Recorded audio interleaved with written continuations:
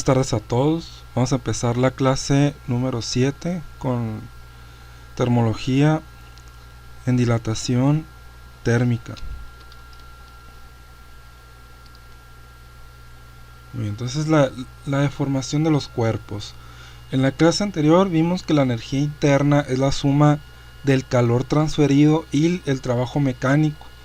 De la misma manera existen dos formas para deformar un cuerpo, aplicando un esfuerzo mecánico de corte o presión sobre el cuerpo, ya sea pues una presión como un émbolo de una jeringa, o bien transferir calor. Cuando la energía interna del material aumenta, los átomos y moléculas vibran con mayor rapidez, alejándose más unos de otros. Al transferir calor, aumenta la energía interna del material y se produce una expansión térmica. Si el material es una varilla, se produce expansión en una dimensión. Si el material es una superficie, como una lámina de acero, por ejemplo, se produce expansión en dos dimensiones. Y por último, si el material es un líquido, gas o sólido voluminoso, la expansión se realiza en tres dimensiones. Entonces aquí podemos ver las tres fórmulas de dilatación.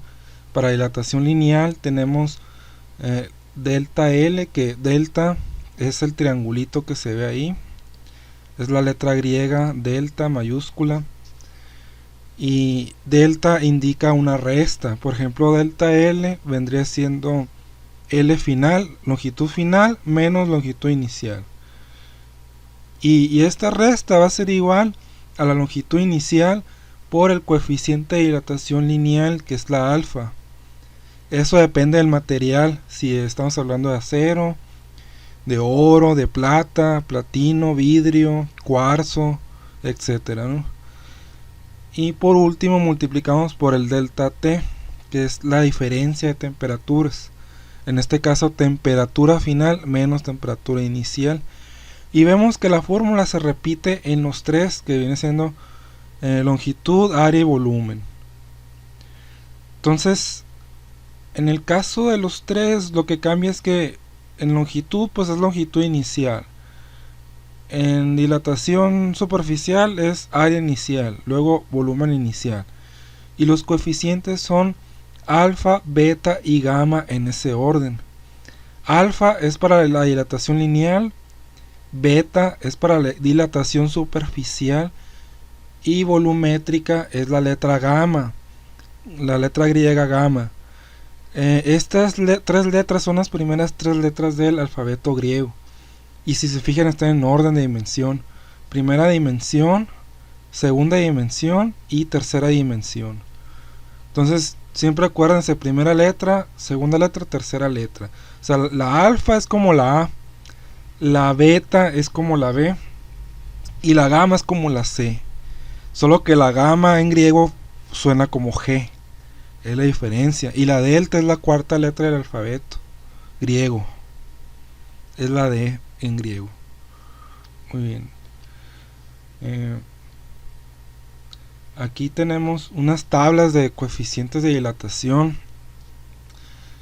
Pues es importante que usen estas y no usen de ningún otro libro, porque en algunos sitios web o algunos otros libros de ingeniería revuelven. O sea, por ejemplo, la dilatación volumétrica la expresan con la letra beta y la dilatación superficial la expresan con la letra gamma. Entonces está al revés, y aparte es innecesario, porque ¿para qué brincarte? Pues para mejor seguir el orden: primera dimensión, segunda dimensión, tercera dimensión, A, B y C respectivamente, y ya. O sea, es el orden universal pues. Entonces se pueden confundir si buscan otras referencias. Aquí está todo lo que se va a usar en el curso. Solamente hizo falta aquí agregar la dilatación volumétrica para el vidrio. Pero esta se las voy a decir ahorita ya que veamos los ejercicios. Muy bien. Entonces vamos a ver algunos ejemplos. Ejemplo número 1. A una temperatura inicial de 20 grados, la altura de la Torre Eiffel es de 320 metros. ¿Cuánto cambia la altura cuando es invierno o en verano? Es decir, en invierno menos 15 grados centígrados temperatura final y en verano 35 grados centígrados temperatura final. Muy bien, entonces inciso A, en el invierno la diferencia de temperaturas va a ser menos 15 grados, que es la temperatura final, menos 20 grados, esto es igual a menos 35 grados. Muy bien, ya que tenemos la temperatura final, ahora falta encontrar la alfa. O sea, aquí tenemos que la alfa en la tabla tiene un valor para el acero de 1.2, pero es 1.2 por 10 a la menos 15, a la menos 5, perdón, aquí. 1.2 por 10 a la menos 5, grados centígrados a la menos 1. Muy bien, entonces vamos a sustituir lo correspondiente. Va a ser 320 metros por 1.2 por 10 a la menos 5 por menos 35. Y una forma rápida de hacer estos cálculos, aquí pues les puse yo una nota. O sea, cómo se ingresa la notación científica en la calculadora. O sea, esto es algo que ya hemos visto mucho, ¿no? Lo vimos el semestre pasado, cuando estábamos usando la ley de Newton, cuando convertíamos de notación científica, y lo volvimos a ver en el repaso, ¿no? Pero para asegurar que no exista ninguna duda en esto, aquí se los pongo, ¿no? Es 1.2, luego aplastan la tecla exp, luego menos 5. Entonces, ¿cuál es la tecla exp? Pues miren, aquí les voy a mostrar una imagen, pues la famosísima calculadora Casio, ¿no? Entonces aquí miren, ahí está la tecla exp, está en la esquina inferior derecha, está el igual, luego a la izquierda está el ANS y a la izquierda está el exp. Ese es el exp.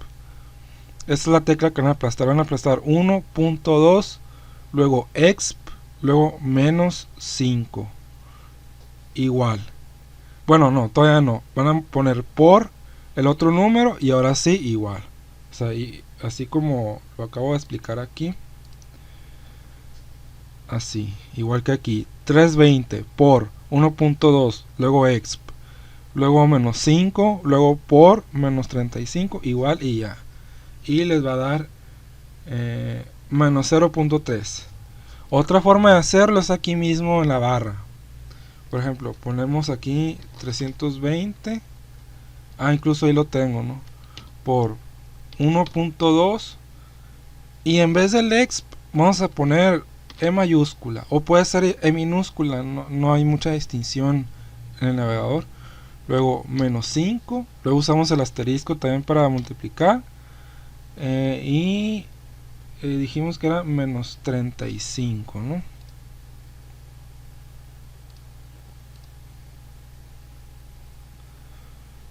Ok, menos 35.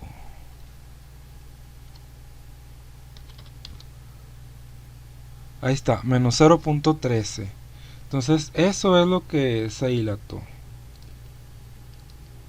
Ahí está. Ahora inciso B.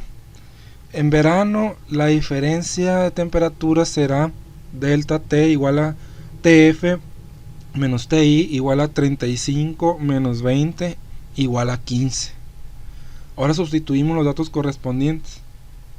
Lo mismo, pero al final en vez de menos 35 va a ser 15. Entonces ya lo tenemos aquí guardado, ¿no? y aquí le ponemos 15 y ya tenemos 0.05. Lo podemos poner todo o hasta aquí, como ustedes gusten, ¿no? Si lo ponen todo, pues es más preciso. Entonces, aquí está, se dilató 0.05 metros. Y aquí en el inciso A se contrajo porque hay un signo menos.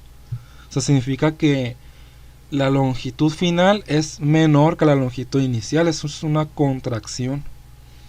En cambio aquí la longitud final es mayor que la longitud inicial, por lo tanto es una dilatación.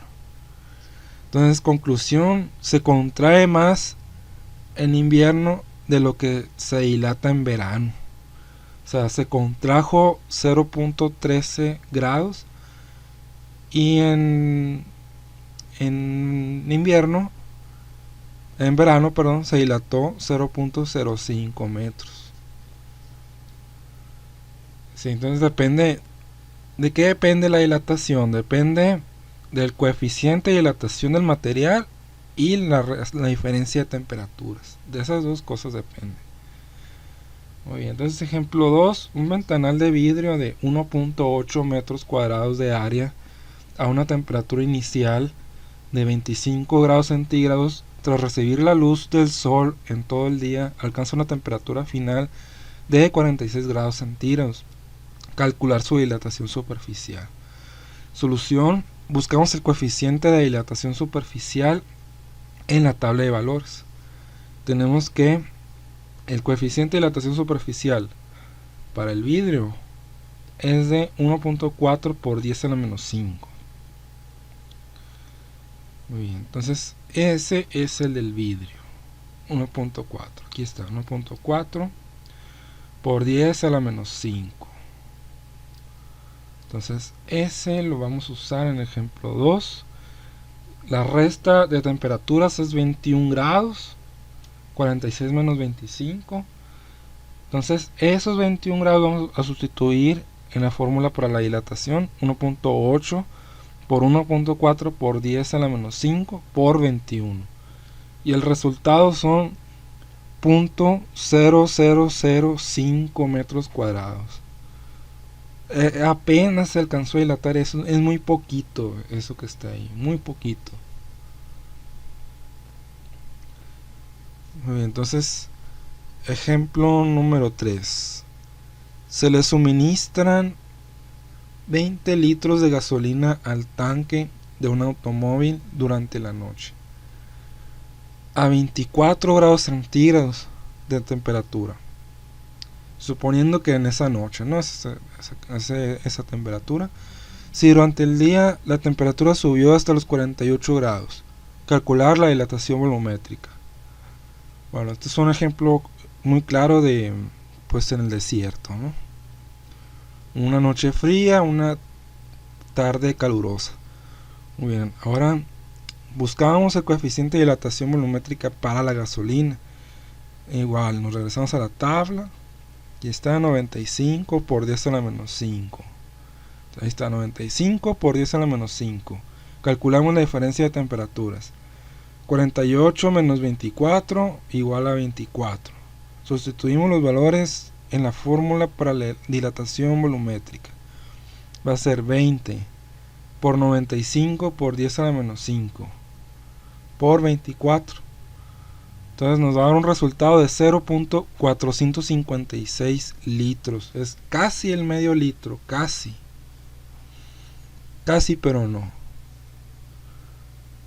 Entonces la gasolina se dilata 0.456 litros.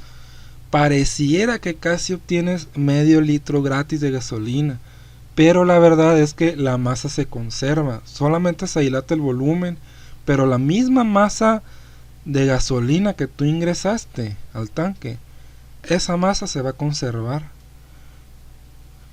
Entonces, si el volumen aumenta, la densidad de gasolina tiene que disminuir, porque acuérdense que la gasolina, la densidad, perdón, es igual a masa sobre volumen. Entonces, si el volumen aumenta, la densidad disminuye y viceversa. Si el volumen disminuye, la densidad aumenta.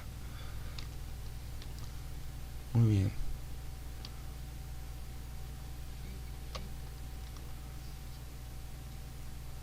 Muy bien, entonces, ejemplo número 4, una esfera de aluminio con diámetro de 10 centímetros está inicialmente a una temperatura de 70 grados.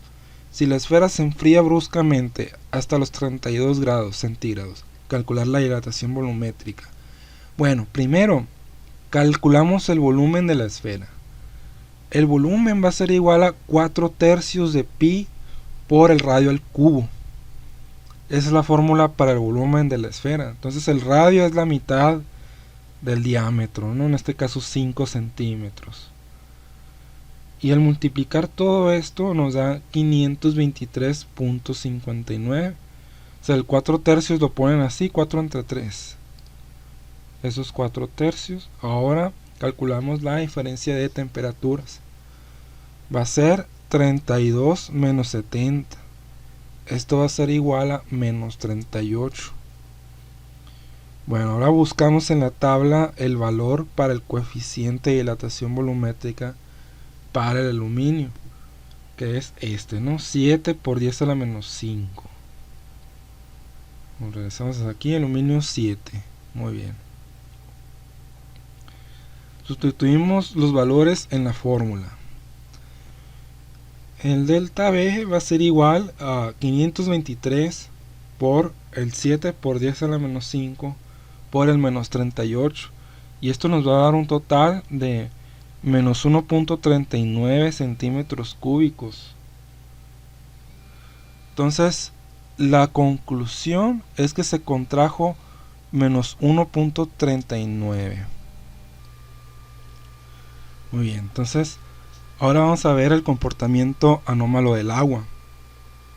Como pudimos observar anteriormente, casi todas las sustancias se expanden cuando aumenta su temperatura y se contraen cuando se reduce su temperatura. Sin embargo, con el agua no pasa así. Por debajo de los 4 grados centígrados, el agua se contrae con el calor y se expande al bajar su temperatura.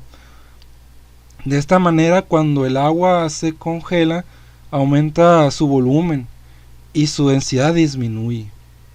Entonces, aquí en esta gráfica podemos observar cómo se comporta la densidad en función de la temperatura.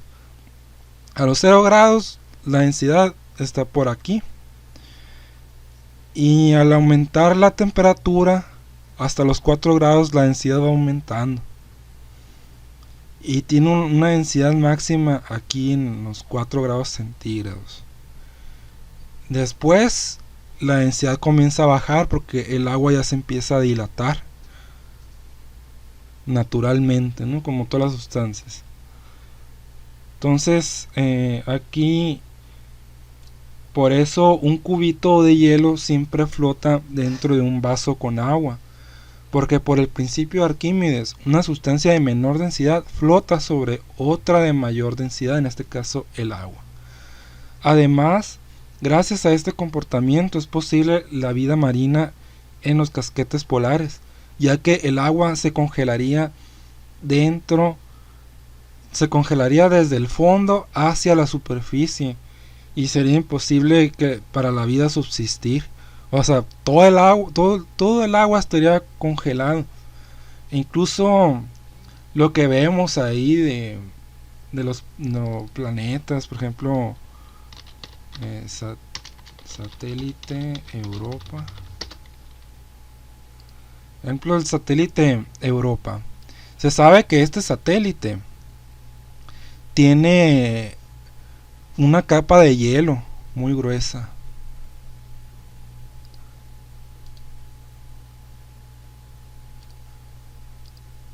Ahí está. Esa capa de hielo gruesa tiene.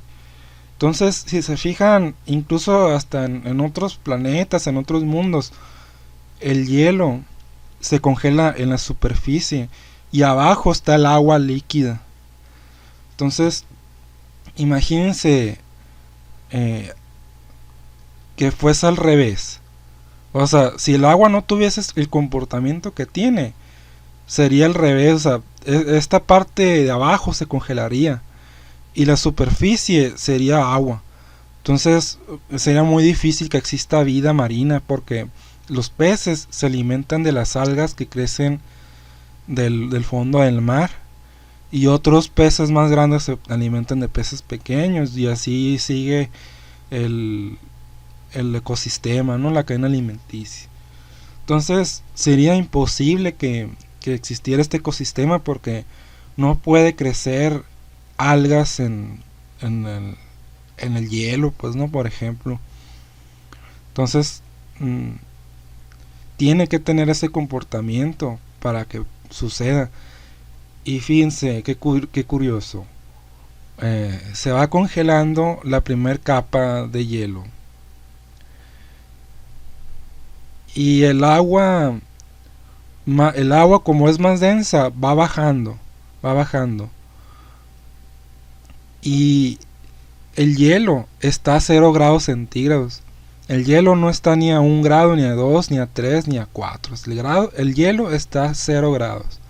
Entonces el agua líquida que está allá abajo de la superficie de hielo, esa agua está a 4 grados centígrados. Entonces eso además les ayuda a la vida marina a que no mueran de hipotermia, por ejemplo, ¿no? O sea, eso, y sumado pues a las adaptaciones anatómicas que tienen, ¿no? De grasa y así. Pero si todo estuviese a 0 grados, pues inevitablemente se congelaría el animal o el vegetal, ¿no? Entonces es muy necesario que el agua, incluso el agua del fondo, esté a 4 grados centígrados. Entonces, hasta aquí la clase número 7. Ya de aquí siguen las preguntas y ejercicios propuestos. La primera pregunta: ¿cuáles son los diferentes tipos de dilatación térmica? Bueno, eso ya lo discutimos, ¿no? Número 2 es de sentido común. ¿Por qué es más fácil abrir un frasco si se pone a calentar la tapa? Y el número 3 también: ¿por qué sería mala idea usar varillas de aluminio en una construcción en vez de acero? Por ejemplo, aquí buscamos castillos. O sea, estos son los castillos. Estas varillas se usan en las construcciones. Ahí está. Entonces, si esto fuese, ¿cuál es la diferencia que sea de aluminio o acero? No es lo que indica la pregunta. Muy bien. Y después son ejercicios. O sea, una placa de cobre, dilatación superficial. Luego el número 5, dilatación volumétrica. Número 6, dilatación volumétrica. Y número 7, dilatación lineal. Y número 8, explicar el comportamiento anómalo del agua. Muy bien. Entonces, espero que estoy al pendiente de sus dudas. Ahí me preguntan.